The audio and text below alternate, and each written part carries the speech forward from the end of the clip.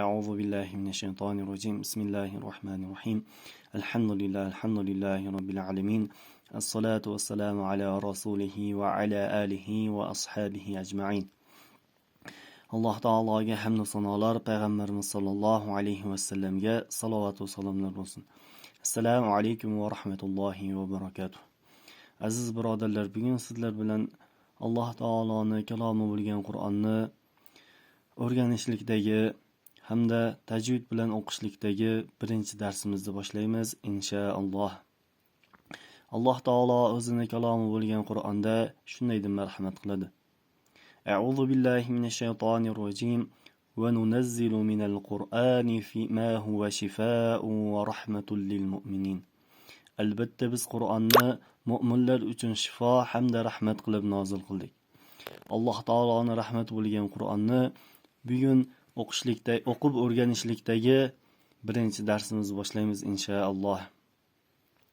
Arab tilida, arab alfabetida 28 ta harf bo'lib, ularning ba'zilari o'zbek tiliga o'xshash bo'ladi. Inshaalloh hozir bularni birma-bir o'qib o'rganib chiqamiz. Bismillahirrohmanirrohim. Alif, ba, ta, ثا جيم حا خل دل ذل را زا سين شين صد ضد طا ظا عين غين فا قاف كف لم ميم نون واو ها لام ألف يا. Sadaqallohul azim.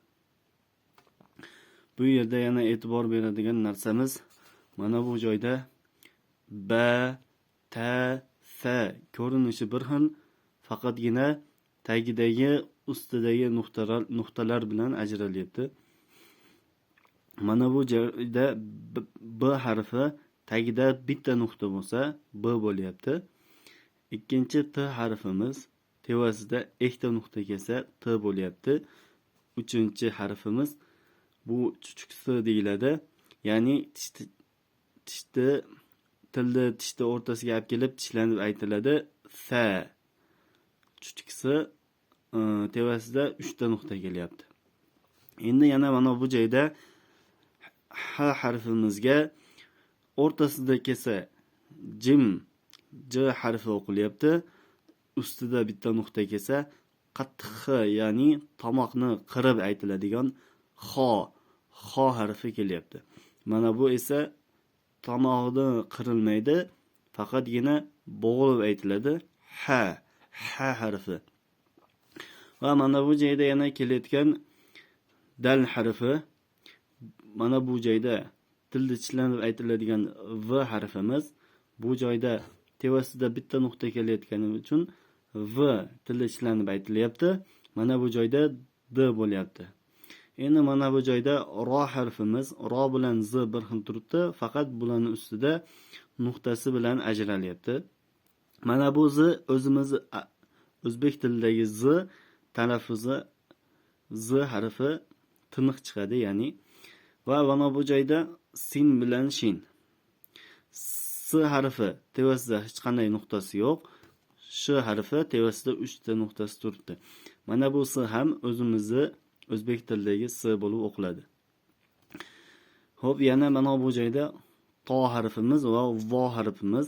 Bu joyda to, ya'ni bu t harfiga qaraganda, ta harfiga qaraganda yo'g'onroq aytiladi. To bo'lib og'iz to'ldirilib aytiladi. Va mana vo harfimiz mana v ga qaraganda bu ham og'iz to'ldirilib aytiladi, vo bo'lib o'qiladi. Bu joyda ayn, g'ayn ikkalasi tevasidagi nuqta bilan ajralib turadi. Xo'p, inshaalloh bugungi darsimiz mana shu.